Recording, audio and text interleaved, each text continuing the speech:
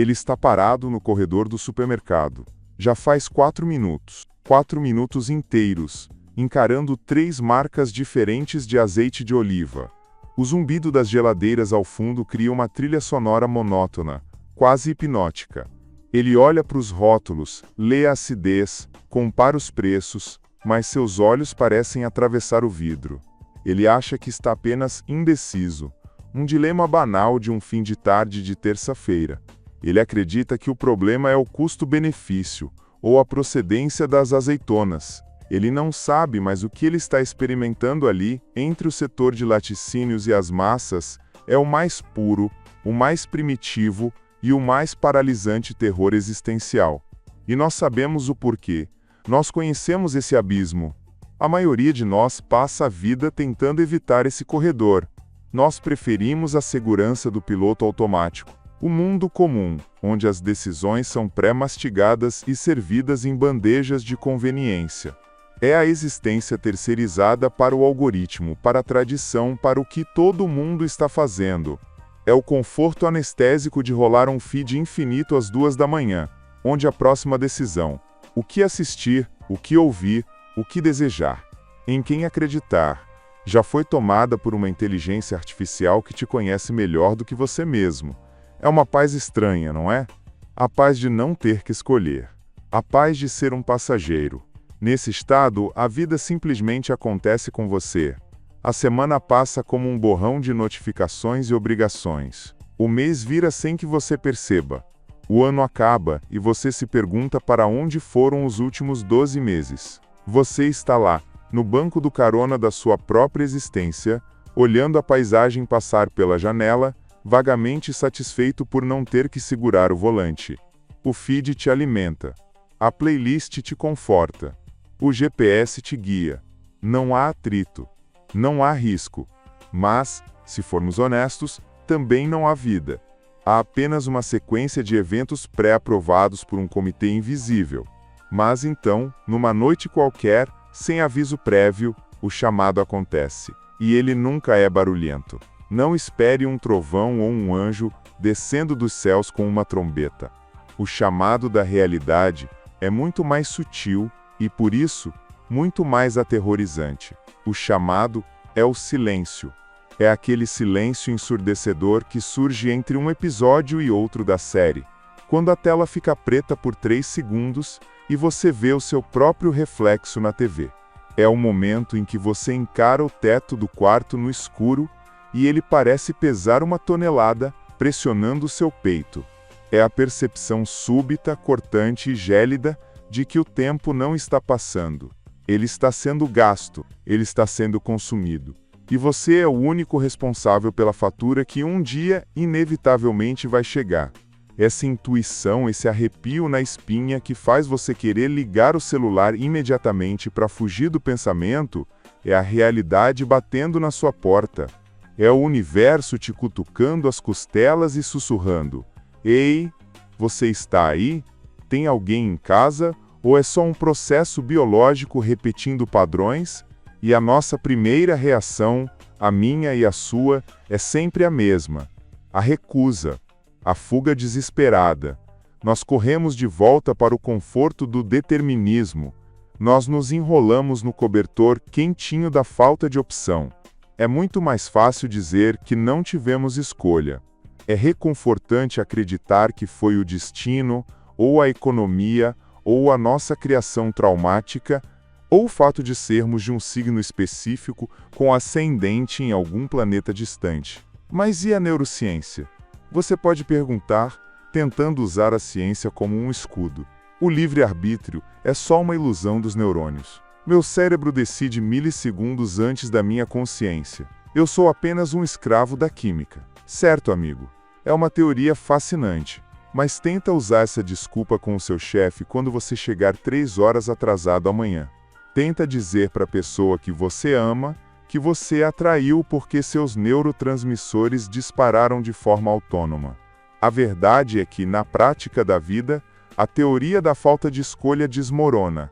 Nós criamos deuses, sistemas, horóscopos, burocracias e algoritmos, por um único motivo: Nós morremos de medo de sermos os donos da nossa própria história. Construímos um panteão de desculpas para nos proteger da verdade mais assustadora de todas. E é aqui que o mentor aparece. Mas ele não é um guru de barba branca no topo de uma montanha nevada. Ele é a voz da sua própria lucidez, aquela parte de você que você passou a vida inteira tentando abafar com música alta e distrações baratas. É a voz que chega no meio da madrugada, com a clareza de um copo de água gelada, e te entrega a pílula mais amarga e paradoxalmente mais libertadora que existe. A verdade é que você está condenado a ser livre. Não existe um roteiro cósmico escrito em letras de ouro. Não há um manual de instruções escondido em algum lugar. Não escolher já é, tragicamente, uma escolha. A omissão tem uma assinatura, e ela é sua. Cada segundo da sua inércia, cada momento em que você deixa a vida decidir por você, é uma decisão ativa de permanecer inerte. Você é o arquiteto, mesmo que a única coisa que você esteja construindo seja uma ruína. E é aí que você cruza o limiar. Você para de fugir do abismo e começa a olhar para dentro dele. Você aceita o fardo. E, nesse exato instante, você se torna algo terrível e magnífico ao mesmo tempo. Você se torna um construtor de universos. Veja bem, você foi ensinado que escolher é somar. Que a vida é uma lista de compras onde você vai adicionando uma carreira, um relacionamento, uma viagem, um carro. Mas isso é uma mentira infantil para nos manter calmos. A realidade é muito mais violenta. Escolher é, antes de tudo, um ato de subtração em escala cósmica. Cada sim que você diz para um caminho é um não violento, sangrento e definitivo para infinitos outros caminhos. Ao escolher ser um médico, você assassina um músico que poderia ter sido. Ao escolher morar nesta cidade, você aniquila a existência daquela versão de você, que seria feliz em qualquer outro lugar do mundo. Cada escolha é um Big Bang para uma única realidade, e simultaneamente um apocalipse silencioso para todas as outras. Aquele homem no supermercado não está apenas indeciso entre 3 marcas de azeite. Ele está inconscientemente decidindo qual universo merece nascer e quais devem ser executados, sem julgamento, ali mesmo, naquele corredor, sob luzes fluorescentes. Esse luto, o luto pelas vidas que você nunca vai viver, é o preço de entrada para a verdadeira liberdade. E agora começa a verdadeira batalha. Os testes diários, que não aparecem nos livros de autoajuda. O inimigo não é um monstro externo, um sistema opressor ou um vilão de filme. O inimigo é a sua própria mente, implorando por um atalho, por um mestre, por uma ordem. É o que os filósofos chamam de má fé. É a mentira conveniente que você sussurra para si mesmo quando diz que não pode mudar, que as coisas são como são. É a tentação de abrir o Instagram para que o algoritmo te diga o que você deve desejar hoje, porque desejar por conta própria dá muito trabalho. Seu alter ego, o sabotador interno, aquele que prefere a escravidão confortável à liberdade perigosa, vai gritar no seu ouvido: mas e se eu escolher errado? E se eu estragar tudo e me arrepender para sempre? Não é melhor deixar a vida me levar? Se eu não escolher, eu não erro. Mas o arrependimento não é prova de um erro. O arrependimento é apenas o fantasma de um dos universos que você teve que matar para estar aqui agora. Ele sempre vai te assombrar, não importa o quão boa seja a sua escolha. A questão da vida não é evitar o arrependimento, é ter a coragem de escolher um universo pelo qual vale a pena ser assombrado. E aqui você se aproxima da caverna mais escura, onde a armadilha mais sutil de todas te espera. Você acha que entendeu o jogo, você abraçou a responsabilidade. Então, você decide se tornar o mestre arquiteto da sua rotina. Você compra planners caros, baixa aplicativos de produtividade, otimiza seu sono, sua dieta, seu foco. Você transforma sua vida em uma planilha de Excel perfeita, onde cada minuto é contabilizado. Você acredita que, ao controlar cada variável, você finalmente conquistou a liberdade. Mas essa é a falsa vitória.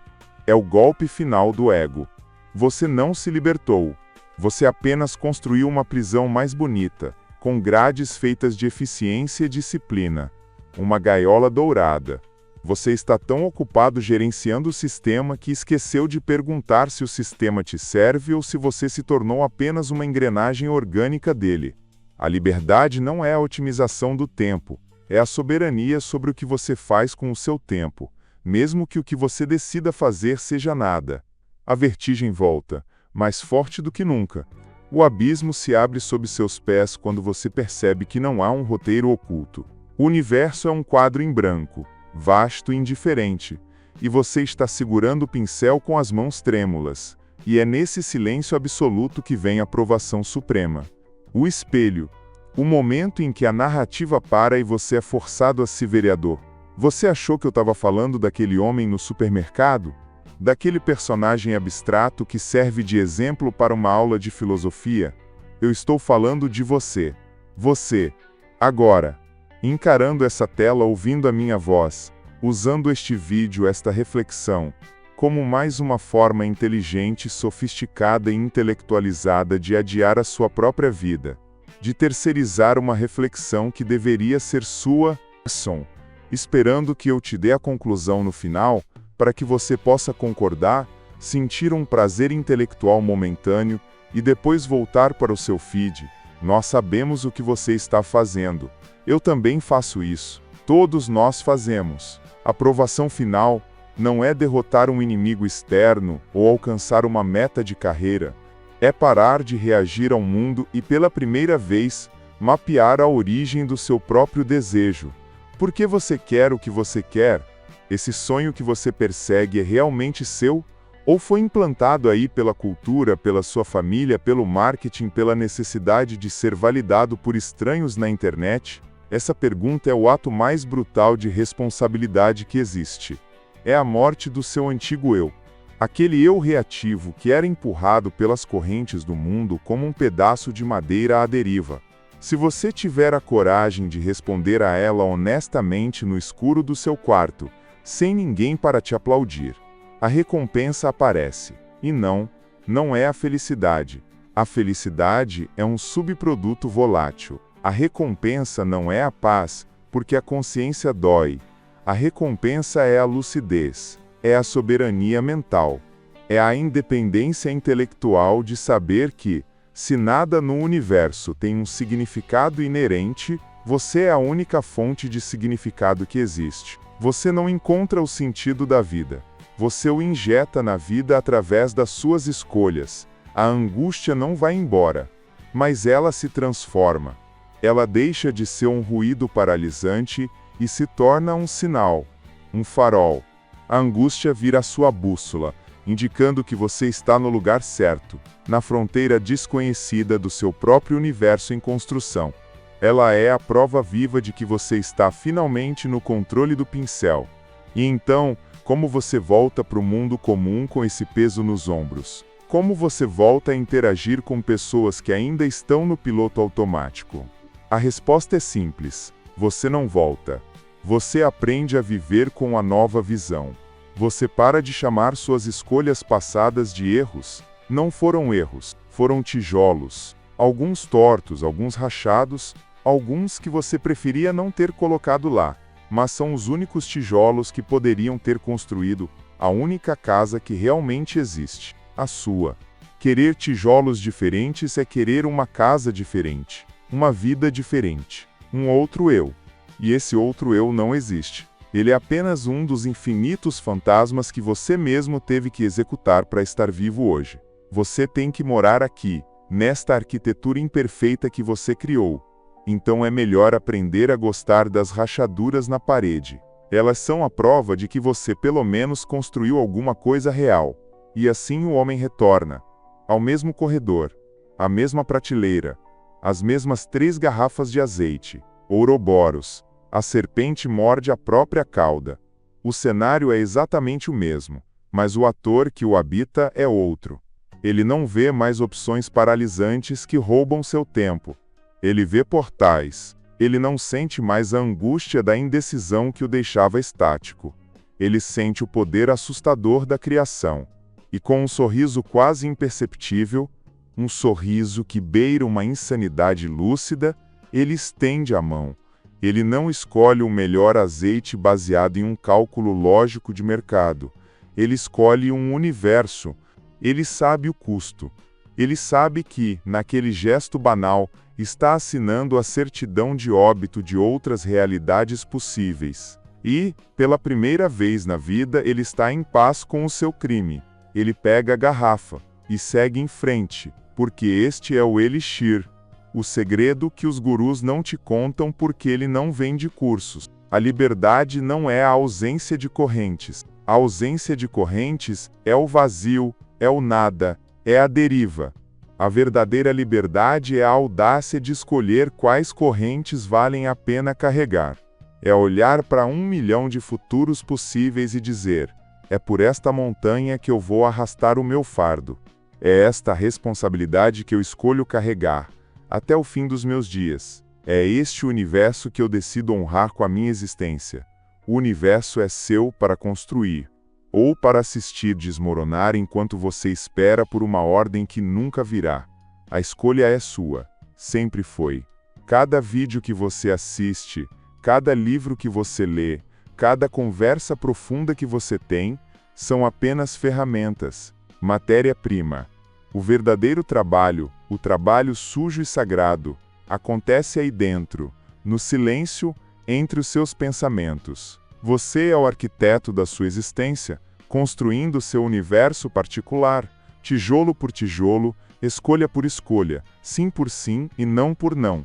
Mas aqui está a pergunta que eu quero deixar ecoando na sua mente, aquela que vai te manter acordado um pouco mais do que o normal hoje. Se todos nós somos arquitetos, construindo nossos pequenos mundos particulares, lado a lado, parede com parede, que tipo de cidade nós estamos construindo juntos? E por que essa cidade tantas vezes parece tanto com uma prisão?